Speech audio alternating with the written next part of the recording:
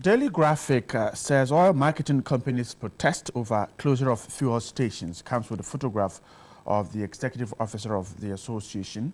And Ghana loses 1 billion cedis from sale of 200 million liters of diesel. The statesman says, I am not campaigning for 2020. VIP react to mischief. Daily Guide, Otumfo is clean over money laundering case. Baumia rubbishes 2020 posters and PRC boss fired. Finder says defilement 1,100 cases unresolved. Only 120 out of 1,919 cases disposed of between 2015 and 2016. The Ghana Palaver says wrought at National Service Scheme, multiple scandals revealed, and Baumia's in-law, Kufado's cousin, grabbed juicy post. The Ghanaian Times says 245 suspected criminals arrested in police swoop in Kumasi. And don't use gas explosion to attack our members, oil marketing companies there. The Heritage School and the tree attacked by ants, and Baumia's 2020 posters fake. That story captured on the other newspaper. My guest to do the talking, Deputy Chief Executive Officer of the Ghana Standards Authority and member of the NPP, Dr. Puku Edusei. Good morning. Hope you're doing great. I'm well. I'm doing very well. Grateful for your time with us. And then a member of the communications team of the NDC, Mr. Brahma Maliba. Good morning too. Good morning. I hope you're doing great. Very well. Thanks so much for your time. Let's start with the story from oil marketing company. We know yesterday Cabinet met over this gas filling station explosions across the country, but oil marketing companies are protesting the closure of some fuels and gas plants in some parts of the country following last Saturday's Atomic Junction gas explosion. Addressing the media in Accra, the Chief Executive Officer of the association, Mr. Kwaku Agyeman-Duah, bemoaned the unparalleled marauding demonstrations against some legitimate retail outlets and the hitting of the panic button, which had been exemplified by wanton closure of retail outlets by some metropolitan, municipal and district assemblies. 4 fuel stations were closed down at Mankesim in the central region last Monday because one did not have a permit, while the 3 had defaulted in tax payment. While the Beep fuel station was shut down for lack of permit, Shell, Total and Gore fuel stations were also closed down for non-payment of taxes. Shortly after the closure, Shell, Total and Gore were reopened because the managers went to settle their indebtedness. But the Beep fuel station remained closed because the manager had not been able to secure or produce the necessary permits. The stations were shut down by the Mfantsiman Municipal Assembly during an exercise to inspect houses and properties to establish whether or not the owners have the necessary documentation or secured the required permit to operate. That's the story so far. And that's what the Association of Oil Marketing Companies aren't happy about. They're suggesting that the industry was being regulated by 5 ministries and several sector agencies. And for that matter, it was unfortunate for oil marketing companies to be treated in such unfair manner. He reiterated that OMCs and liquefied petroleum gas marketers were neither monsters nor criminals. That's from the association. Dr. Edusei, let me start with you. We know Cabinet met yesterday, and we are not too sure if any concrete decision has been taken yet. But is it indeed the case that we have pressed the panic button, and is this closures the solution? All right. I would say good morning and good morning to our viewers. Yes, Cabinet met yesterday, and there are a lot of decisions that were taken concerning the siting of filling stations and gas stations. So in the course of the week and next week, the government's policies will be rolled out, and I know that it's not going to be a knee-jerk reaction in terms of resolving this issue. One thing we must note is that there's a clear distinction between filling stations which sell diesel and petrol, So far, for those areas, we've not had a lot of challenges in the sense of having fire outbreaks. The challenge has been in the field of those who operate gas stations.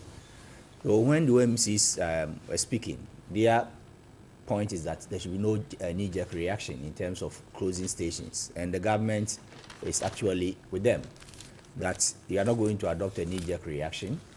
In the operation of the downstream, there are at least about 4 organizations that are involved. Before a filling station is sited, the town and country people are part of it, the planning group. They work with the local government ministry.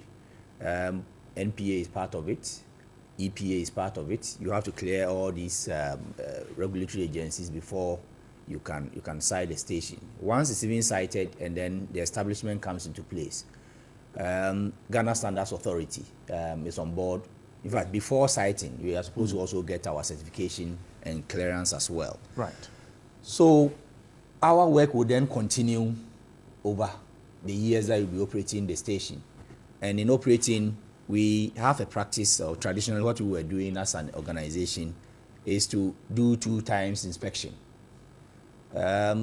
We have been doing 2 times in a year. 2 times a year. Right. And now from next year, we met our board, and we will be meeting with the OMCs to move towards 4 times examination of the pumps and the nozzles and all the gadgets they have. So when you pass it, then we will put our seal on your pump.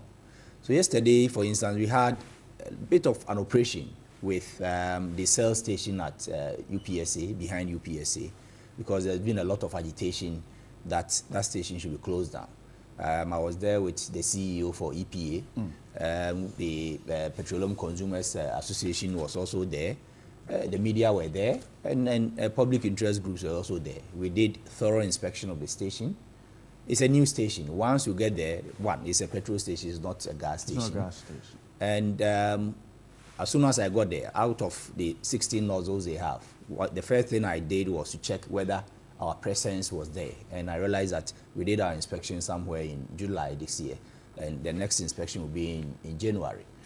So we detailed our technical men to open their gadgets, inspected their fire hydrants and all the facilities, and interacted with the students as well.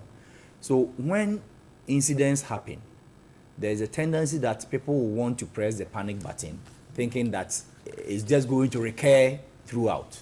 But the assurance for in the instance of the UPSA matter that I want to give to them is that on the surface of it, on the face of what we witnessed, I mean, the students were also there.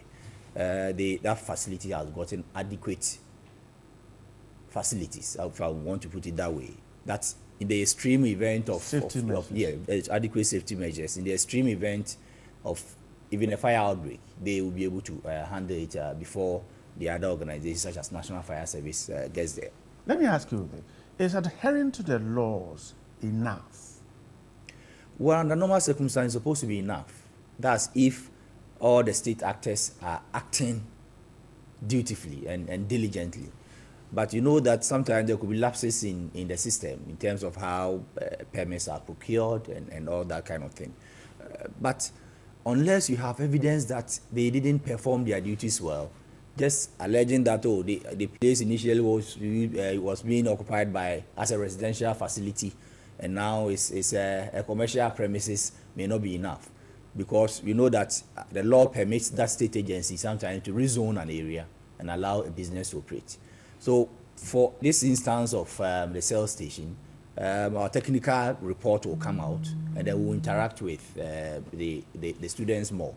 Because one thing we realized was that there was this gap in terms of communication, and I believe that was what was fueling the misconceptions out there that someone was unsafe around UPSA. UPSA has, I am not very sure of the numbers, but I'm sure they'll have more than 1,000 students in there. Would it be legitimate for the student to ask for an evacuation plan in case of any eventuality? Well, I think that do we should have anything like that? I mean, they are supposed to have it because, you know, the standards that we developed as an authority. One thing you are supposed to do as a manager or the business owner is to involve the community that you operate in the affairs of your activity operations. Because if you are the old Asanka, that where you used to eat banku and the rest is now not operating. It's partly part of that filling station, and then the other part is a church. But there's an entrance that's at the back of USA, which students use, people use to enter the school. Because if you look at the whole establishment, UPSA, the only gate they have is the one you see when you pass by the engine filling station and then you pass in front of the school. So that little passage is used as well. And the question you ask is whether people who pass there are aware of safety features or things that they should do in the event of a fire outbreak. So we interacted with the management and said that get your community involved, because it's part of the standards that you are supposed to adhere to. And in doing so, it means that you tell them that these are the security and safety features we have. In the extreme event of a fire outbreak, this is how we intend you to move. Once the registry of the school is informed, they will then be able to relay the information to the student leadership. They'll get it to their people so that they will know which direction to move, because we've also told them to get alerts so that the slightest spark can trigger the alert, and then once the other side is aware, they will know which directions to move so that they don't come and move towards the danger.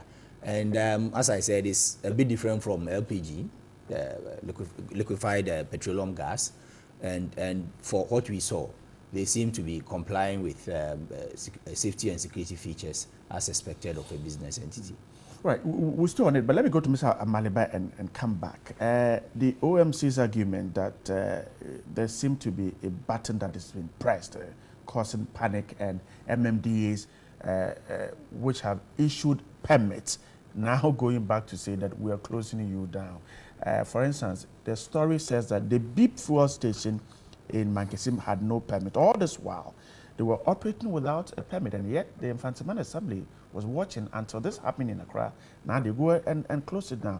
OMCs are suggesting that this is just a panic button, and it is not the solution to dealing with the issue. Let me say good morning to your viewers. Let me start by saying that the OMCs should also know that we are not in normal times when it comes to gas explosions. And once we are not in normal times, desperate measures will be needed to curtail the occurrence of these situations that we find ourselves in. And so if city authorities, municipal authorities, are now rising up to the occasion and trying to check to find out which gas station or filling station is not properly cited, they should understand that this is not a Christmas period. This is a period where people have died. After you have given them permit? That's why I'm saying that the wrong has been committed. There are people who are supposed to right the wrong. Wouldn't they rise up? So they should understand that the people who are supposed to check these things are beginning to rise up, even though late. And so they will be faced with some of these closures because, once again, we are not in normal times. They're not illegal? What do you mean? The closures aren't illegal. You give me a permit and you close me down because you said that when you were giving me the permit, the area was not congested. Now you have residential facilities around me. So you come and close me down. Look, if these closures are done without recourse to the law, they have an avenue where they can deal with those matters. But I want to believe that those in charge of inspecting will be doing that within the confines of the law. That is not the end of it. They have opportunity to also go to court to challenge what they are doing. But we are not in normal times. In this country, the fact that we've not been able to separate, and I've been saying this over and over and I'll continue to say it, the fact that we've not been able to separate land use from land ownership, we are bound to have these things happening. As I speak to you, my plot of land in Bolga, it shares a wall with a gas filling station. So I'm a candidate for death as we speak. If I complete that house and I'm there, anything can happen to me. You have a piece of land, the use to which you put it should not be left to you. It should be regulated by law and by the city authorities. So, as we speak now, I can have my land adjacent to yours. You will use yours to build an executive mansion. I can choose to use mine to rear pigs. No one checks. No one can check because they've not separated land use from land ownership. Look at the UPS case. And I beg to differ. Petrol, gas, both are hazardous, highly inflammable. They can kill. I don't think that petrol doesn't kill. Petrol, when it kills less, and gas kills more. The negative effect of an explosion is equal, in my view. And so, would we say that siting that filling station very close, in fact, they are sharing a wall with IPS. UPSA is humane in the first place. Is it humane? That's what I was Why asking. should we? The law alone is That's the point. Why should students be in school and would always have to be alert to a siren, an alarm? Why?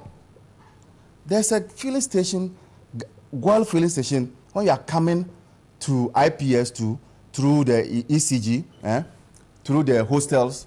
There's a Gual filling station there. Look at its location. By the roadside. By the roadside, away from settlements. Nobody is talking about that. And so, it is a real problem for the students there, and they are right to agitate. If you say that you've put in place mechanisms and that there are checks on the seals and all those things, is it not an acknowledgement of the fact that the product that you are dealing with there is a dangerous product? That's why you are even concerned about putting in place mechanisms to ensure that it doesn't explode. And we know that no matter how vigilant you are, sometimes accidents do occur. It may not be negligence. Negligence is different from accident. Accidents do occur. Accidents, you cannot foresee it. If an accident occurs, what happens to those students there? So I think that law is made for man, not man for law. On this score, I disagree with the regulators who are saying that, oh, they have the permit, oh, they are inspecting. That facility is too close for comfort for students. And I think that those who are today defending the siting of that filling station should be ready to show up their faces when anything happens, and we'll hold them accountable. The only problem we have in all these matters, look, gas explosion there, gas explosion here, gas explosion there. What kind of country are we such that we have not been able to prosecute even one person for criminal negligence to serve as a deterrent? In some jurisdictions, serious jurisdictions, people would have been held accountable. Gas explosion, people die, and nobody, not a single person, is held criminally liable. Are we a serious country? It will continue to happen. You then, Mr. Malaba, then you support information we have. It might not be confirmed that the cabinet has agreed that within 1 year the cylinder race circulation policy, I don't know if that's the exact name, should start right away. Then it means that you support it, where the facility is sited somewhere, and that cylinders are filled from that site and brought to retail outlet to be distributed. That policy that was talked about, and then those in the business rose against it, and somehow we managed to stop talking about it. You see, it's just like a teacher who is a drunkard, and instead of you dismissing him, you transfer him to another school. What you are doing is just changing the beer bar from which he's drinking the stuff. you are transferring the hazardous product. The thing is a hazardous product. Don't they understand? It is hazardous. The thing is potentially hazardous. In our rooms, in our houses, don't gas explode? So if you say you are bringing it from wherever to a retail center, how is it handled at the retail center too? Look, my prescription is that we should have LPG farms. If the word farm will not fit, LPG packs. If you want, and it is away from town, if you want to drive all the way and go and buy it and come back home. Huh? Every village has a market. It's not every house that has a market. And on the market, they will all troop to the market and then come back home. If you want, drive outskirts, buy it and come back. But until then, I do not think that these measures of retailing and what, why?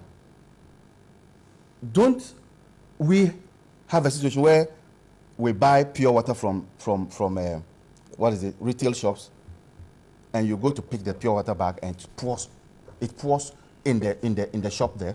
So if that was gas, what will happen? You are only redistributing the danger, and now bringing it closer, small. Instead of a big explosion, it will now be small. Yeah? You are dotting it, tot. You know, right. Dr. Duse, I'm sure you wanted to react. Yes, exactly. Particularly with the. I think Mr. Amaliba is following the populism, which I believe should not be the order of the day, in the sense that there's no evidence that a filling station, in the sense of stations that sell oil, diesel, and then kerosene and petrol, are blown up. No reported incidents of that. In Ghana? In recent memory. I want him to provide me with evidence. He said recent memory, so it could be just this week. Yes, I mean, as in our adult lives. We have recorded in our adult lives. Okay. Filling stations have not caught fire? Yes. We don't have the evidence. That information, no reported incidents of that. I interacted with the Chamber of Petroleum Consumers. They said for filling stations, there's no reported incidents. What we have a challenge with is LPG gas. Well, since you said recent memory, the June 4th was what? Let me give you. I will explain the June 4th issue. He said adult life. In my adult life, I'm coming. The June 4th that you said people had not been prosecuted happened under your watch. Let me just. I'm coming. I think he was talking as a Ghanaian. No, he's talking about. Sometimes what are you talking about? So it was a natural disaster, which was prompted as a result of, we call it a force majeure, that caused fire. Fuel in terms of petrol and diesel to spread to other areas, and then it triggered fire. That's different. It's different from situations whereby the operations of a filling station will just explode. Hardly does that happen. So let's try to differentiate between the two. And he was talking about. I didn't want to come in, but in the case of the cyclists, we're told that it was a leakage from the facility. Yes. There was something wrong with their so equipment. It was bound to happen. So yes, that's the reason why leaked. So this is negligence. To check the nozzles, their screws, their pumps, and underground tanks, and make sure that there are no such leakages. For it to just spread to other areas, so that if you are even far away, 100 meters, then it wouldn't mind where it's sighted, because the thing has now escaped to wherever you are. So it can spark fire over there. So it's not about the sighting. We have traveled. I mean, so for you, sighting is not an issue. It is an issue once we have cleared that the place is for that purpose, in the terms of zoning laws and everything has been followed, and that business is permitted in the area. It's supposed to be allowed. Let me clarify. We have traveled, I mean, at least not even if not widely, to some places. You may have a residential facility of about 20 floors in the US, in Canada. The basement or the ground floor may be a filling station. It's not as if they don't know that human. Yes, petrol and diesel filling station. They call it gas. Over there, when they say gas, they're talking of petrol. But did you, in your travel, did you see gas filling stations? Well, the gas filling stations are sited in locations that are a bit remote from residential property. Okay. Exactly. You know what I'm saying. Okay. But we are also mixing them, because I was talking about a petrol and diesel which shares a wall with UPSA. in the gas station in question, the one at Atomic Junction, where it's sited, are there residential properties around it? No. Okay. It's been sited in a remote area, but people moved there when it became a marketing, a convenient place for marketing for them. And from the accounts that we have heard, when the operators realized it was going off, they moved and said all of you should move away, because it was escaping. And that's even one of the reasons, one of the safety features that made the losses that we had to be a bit minimal in terms of the number of persons who died, which I believe was 7. If all the sellers were just stationed there and they are not being given that alert. So the siting for filling stations, once it's done in accordance with the law and all the regulatory agencies and testing bodies are checking to make sure that there are no leakages. And once we got to UPSA, the first thing we checked was just to see, know whether you smell, the order of fuel at the station is well done. On the face of it. Just that the technical reporters to whether all the nozzles and screws and tubes, everything, pumps are working well, will come out. But the point I was making was that let's not be hysteria in terms of they saying that it's sharing a wall with UPSA, and for that reason, people are in imminent danger. That's not how it works. But I asked you if the law is enough. Well, the law is supposed to be enough. It satisfied all the requirements, and so whether it is in the middle of a school or it shares wall or adjacent, it shouldn't be a worry. Well, the law, if the law has allowed that business could be sited there. That's why before you do the construction, EPA will insist on environmental impact assessment. The impact on your neighbor. They will insist on it before they give you a permit. So when all due processes are followed, and state actors have cleared it after their inspections that due processes have been followed, you cannot just say that because my house is close by, in the extreme unlikely event of it exploding or fire coming up, the business cannot go on. So let's be circumspect because just a minute. Okay. No matter the remotest area in Ghana that you cite a filling station, people will build in Accra here and get to yes. Let's become a city. Even before I come to Mr. Maliba, we're also picking signals that Cabinet has asked that all filling gas stations under construction should be stopped. Now, from what you're saying, if the location isn't the issue, then there's no need to stop them. You know what is happening is that there is an emergency for gas. For gas. That's what it's talking about, not petrol and diesel stations. There are some that are not operating.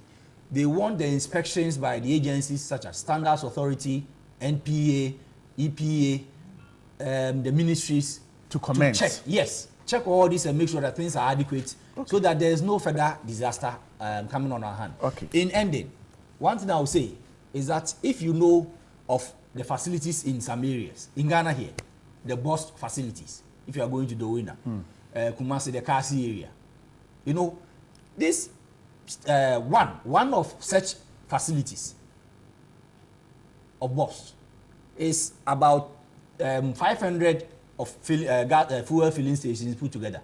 Just one facility. Okay. The land space you're talking about. Okay. Not the land space, but the content of what is in contained in their cylinders.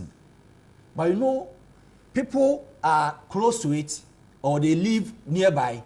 The most important thing for BOST is to make sure that the inspection regime for their equipment and establishment is up to date, so that there will be, in terms of escape, the disaster will be so minimal, even if it's going to happen. And that's in the extreme situation of this happening. It will be so remote that they can't control it. So those are the checks. Otherwise, then no one can live around atomic lands where people were trespassing to go and build. In Russia, where their nuclear facilities are, people stay around there. But the communities know that if this is what you do, that will trigger fire, you don't do it. If you hear this kind of signal, this is what the steps you have to take. And the persons who are operating it will then ensure that things are done right They checked every screw every morning if that's the inspection regime they are supposed to do, so that that fire or disaster will never occur. So don't let us think of that, oh, it's close to someone's wall. So for that reason, the thing must go off. If it doesn't pose any danger, it's supposed to be close to us for us to also enjoy those facilities. How would you react to concerns from the public that, well, these facilities are owned by the elite, and so they will defend every attempt to close them down? Well, I mean, I'm an elite part of the elite, I guess, and I don't own a gas or filling station. That's why I said, if you are a state actor, you owe it a duty to your office to make sure that the right things are done before you clear for the establishment to come into place. Okay, we should not actually act in a way that will run down businesses. Because in a way, you're also fighting, going to fight against employment when people are laid off. Over 1,000 plus stations, gas and fuel stations. Okay, Mr. Malbakami. I'm sure if my colleague had a relative who died in the fire explosion at that. You see, argumentum ad hominem. If he had a relative, the lawyers are coming in. If he had a relative who died in that inferno, he won't say I'm populist. You see, what are we talking about? I just talked about land use and land ownership. And you are saying that even when we go out there and build farms, people will still come there. What does it tell you about our governance structure? That we cannot simply say that this zone is for this and that you dare not build houses close to it? What commentary does it give to our governance structure? And he's a regulator. And he's sitting here saying that people will encroach. Let me correct you. I'm not a regulator. No. I'm not. He's a deputy GSA is not a regulator. Let me come. So please, that now he says that people would encroach, as if encroachment is allowed under our laws, and that you can do what you want. Lawlessness. We are not talking about people sharing wall. We are talking about heavily built areas where people commute. In the Hacho gas, atomic gas station, he plies his business. I also ply my business there. We know the area very well. It's a heavily built area where people move in and out on daily basis.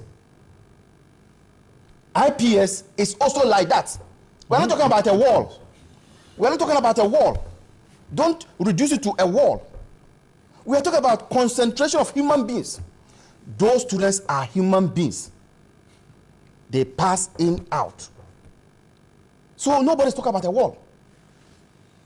Now, when an accident occurs in such areas, and you are in the media, I'm sure that before this, are you aware there's a video that has come out where an individual took a video shot of an area talking about the imminent danger that area poses before this happened? No, I haven't seen. Yes. A year ago, somebody did a video that, look, this is a gas station. This is a lorry station. Opposite is a filling station. There's a Chinchangasela here. He did that and said that this is a potential danger. Lo and behold, 1 year down the line, it has happened. We are talking about concentration of human beings. For God's sake, the U.S., with all its might, could not predict September 7th. September 11th. So let's not toy with people's lives and say that businesses, you do your business, it doesn't mean that I should die. Your business should be such that when you are doing it, I am also protected. And that is what we lack. And I'm saying that we need to do more to avoid this, explosions. It's become too many. And we can't afford to do that as a nation. I'm grateful. Let's quickly touch on this one, and then we'll begin to wrap up. The Ghanaian Times has a story here. On page 4, Dr. Bambangi has been talking to journalists. It says that one village, one dam, not for all communities in 3 northern regions. The Deputy Minister of Food and Agriculture, Dr. Bambangi, has clarified that government flagship program, One Village, One Dam, does not necessarily mean that every village in the 3 regions of the north will have a dam of their own. According to him, the policy will cover only communities that have the potential to have viable dams. He says when we say one village, one dam, it does not necessarily mean that every community will have one dam. It is to indicate that every village must have access to dam water to cultivate crops. Dr. Bambangi made this known in Parliament in Accra yesterday. Now, the story says that the promise to construct a dam in every village of the 3 northern regions featured prominently in the 2016 post, which culminated in a resounding victory for the NPP. He said, as a government committed to revamping the agric sector, the plan is to feed communities which may not have any source of water in their locality with irrigation, to have communities without water beds connected with facilities. The Wali lawmaker said it is envisaged in a long-term plan for agriculture. The ministry said will have a consultative meeting very soon.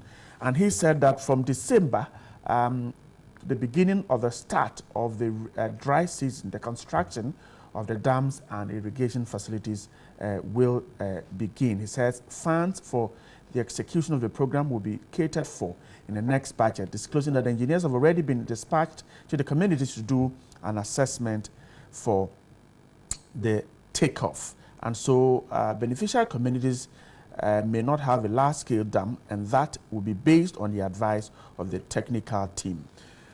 Right. So that's Dr. Bambangi there trying to clarify this. Dr. Duse, we're told that in December this will start, and the clarification here is that it is not every village that will have a dam, but it will be based on some technical studies. How does this fit into government project, the one planting for food and for jobs?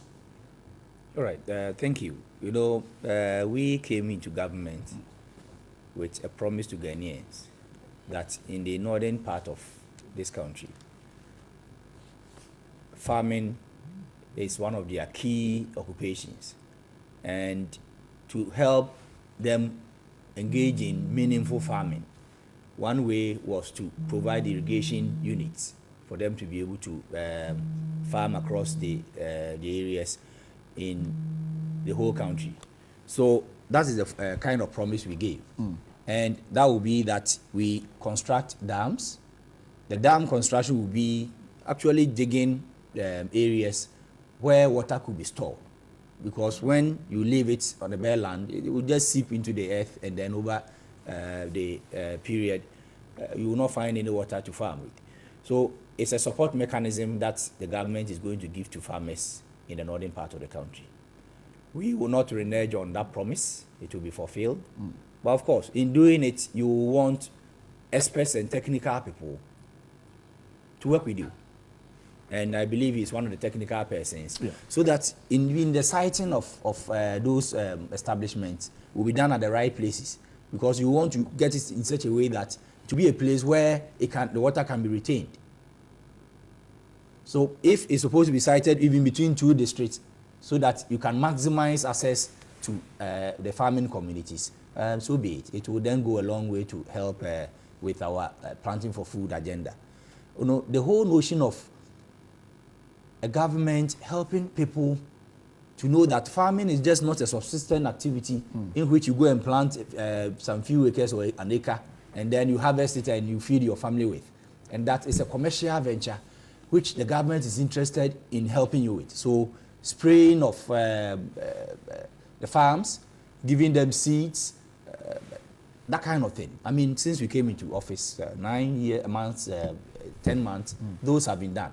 I'm aware of our communities in which persons were recruited to go and do the spraying, persons were recruited with seeds to go and do the plantings, and I think that's the way to go. We don't want farming to be a subsistence activity, because that is basically what we do. Ghana is an agrarian economy, and we want to enhance it so that we don't fall behind and people will be facing starvation over the days. Right, I'm grateful. Dr. Pokodu said. Mr. Malva, come in. Let's wrap up on this one. ever since this government came into office, they've been shifting the goalposts. Have you noticed that? Let me give you a few examples. Free education. Now they come and say it's only for first years. But when they were campaigning, they said free education for all. 2, nurses training allowance. They said they were restoring it. Look at what they have done. They have limited it to only the semester period. But restoring it would have meant that bringing it back in its entirety. Today, I am not surprised. I am hearing them saying that the one village, one dump is not every village that will have it. We told them that it's not possible because there are some villages where rivers don't run through. And you need a river to dump. We told them. When they said this, one village, one dump, I tried to figure out in my mind's eye, looking at, you know Bolga very well, Bolga to Navrongo, the number of villages along that line. There's Yikene, there's Sumbrongo, there's Anatim, there's Kandiga, all along. And I was asking, so does it mean that all these places will have dumps? How is it possible to do that? Today, we are being told, if that's what they told the people, would they have gotten the votes they got? Because now every chief in a village is waiting for a dump. And now that you've won power, you are not telling them this. Are the villagers listening? Are the chiefs listening? So we must be serious as politicians. Just because you want to get votes, you say anything. Now when it comes to implementation, then you are now doctoring it and trying to amend it to suit what you can do. This is deception. Deception at its height. Because you've told the people that you are going to give them a dump. So probably the chief in that village would have told, and water is life. Indeed, there are in some communities where they want water just for their flock, you know, and they are not getting it. So it's a serious matter. It's a very serious matter that can turn around votes in some communities. So when you tell them this, and then now they vote for you, you come and say it's not. So we'll look at four villages or 3 villages and put one down for them. Is that what they want? So that it supplies the other Don't villages? you do that? Even Is that not possible? Does this man, the minister, know that there have been disputes arising from how to share water? Does he know that? Does he know that in some communities are at war with each other because of the fact that a water body that is this? I always say, we have seen it. We warn them. We warn the people of this country. They have seen it. Right, just a quick okay, please come in. Reaction. I think, I don't want to be using the word that populism is not supposed to be the order of the day. When you were telling Ghanaians that you have been implementing free SHS in your own way, how were you expecting us to give it a retrospective effect? I mean, he's a lawyer, you know about retrospectivity. So he was saying that we should go and budget and then come and clear all the mess they left behind. Did you tell the people that? Please. Did you? The people gave us their power, the mandate. You didn't tell the people that? To power this year. You think if you were telling them that they would have voted for you? If you had told them that they would have voted for you? That you will come and clear all your mess, you said you are implementing free SHS. The mess that you have now is what is in the flag server, where there are a group of people there taking money. No, that's a mess. That's another populist. That's a mess. That's a mess. Engaged in. The mess is what is happening. Allow Dr. let me finish. Because you go and then bring in free SHS. It will be Ghanaians in 3-4 years' time who will tell whether they being allowed to go to school was the wrong thing. They will say, the national allowance is being paid piecemeal. That's what he said. You are paying it every term or so. Hey, so if your eyes are going blind and then they give you spectacles that can keep you for a while, you think it's not good? It's not alleviating the dire situation nurses had. If you know how much it was costing to enroll someone in nursing school, Mampong, my sister is there. Last year, it was so expensive. This year, compare that the fees that they were paying then, including their residential accommodation, with that they paid this year. So even if it's coming timely, the most important thing is that the thing will be paid. Right.